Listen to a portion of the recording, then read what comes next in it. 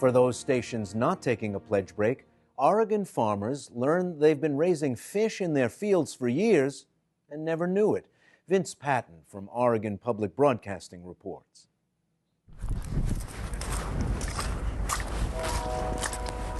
My name is George Pugh, and I grew up on the ground around here.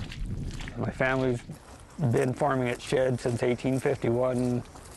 After spending 160 years farming the Willamette Valley, George Pugh's family thought they'd seen it all. 15 years ago, I would have said we were grass seed growers, and now we're trying to diversify. It's the middle of an especially wet Oregon winter. Not the best time to visualize the grass, white clover, and radishes that George has in mind. But it turns out it's the perfect time to find a crop, if you want to call it that farmers had no idea they were raising. It almost feels like we're running a zoo out here. Researchers made a surprising discovery. They found fish living in the middle of farmers' fields. We didn't even have the fish in our mind because, you know, who would have thought? Maybe we were fish farmers, didn't know it. Don Wirth learned he shares his grass seed fields near Tangent with several varieties of young fish. I've never seen them. But then when I'm out here, that isn't what I'm looking for. That isn't our business. The team of scientists from OSU had their suspicions because common ditches cross the fields. They're bone dry in the summer, but fill up with water in the winter, and they drain out to nearby streams. This grass seed farm used to be part of a network of seasonal streams that all came together and flow into the Willamette River. After all, a century and a half ago, the Willamette River didn't follow one carved channel.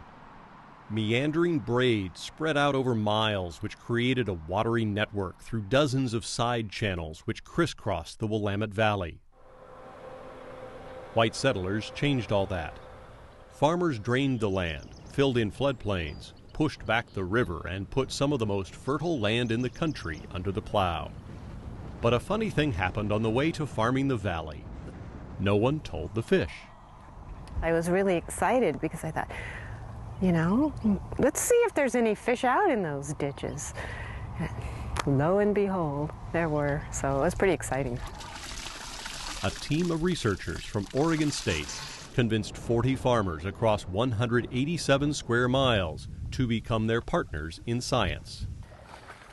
Kathryn and Guillermo Giannico led the project. Teams fanned out. Take a sample like right here.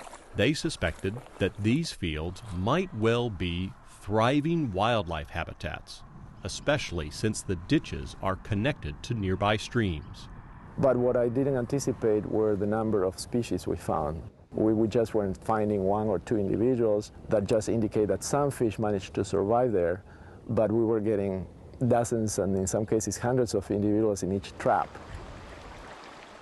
Hidden in that murky, rain-churned water, they found 13 kinds of fish, including stickleback, redshiners, chinook, pike minnow, and more.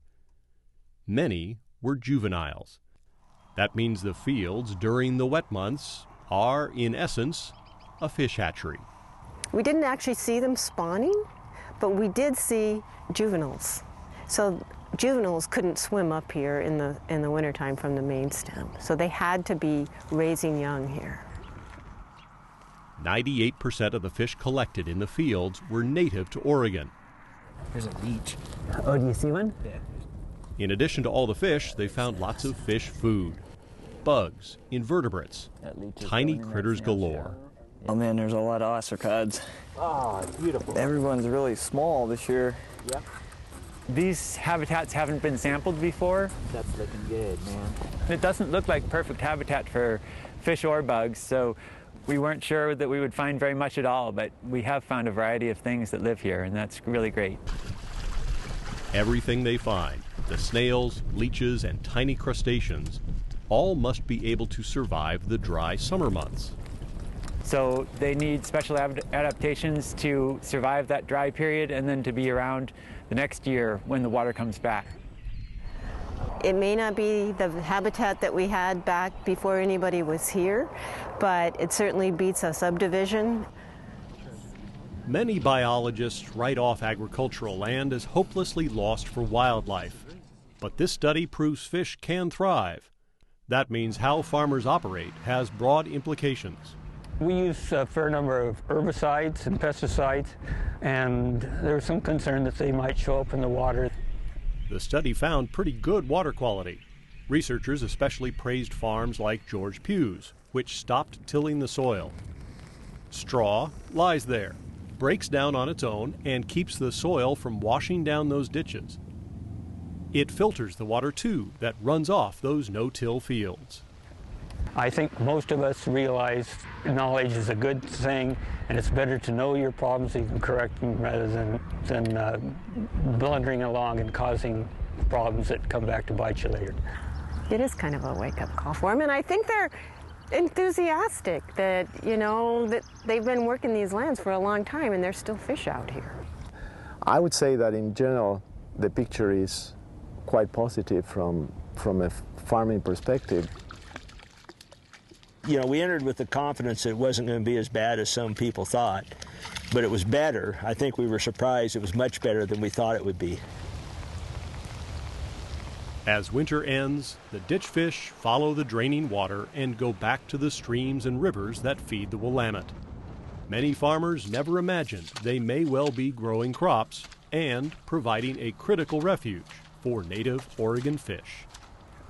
Oh, that's kind of a neat thing, yes. We didn't used to run a fish hatchery, but now that the researchers have found the fish, I guess we're in business. Oh, yeah.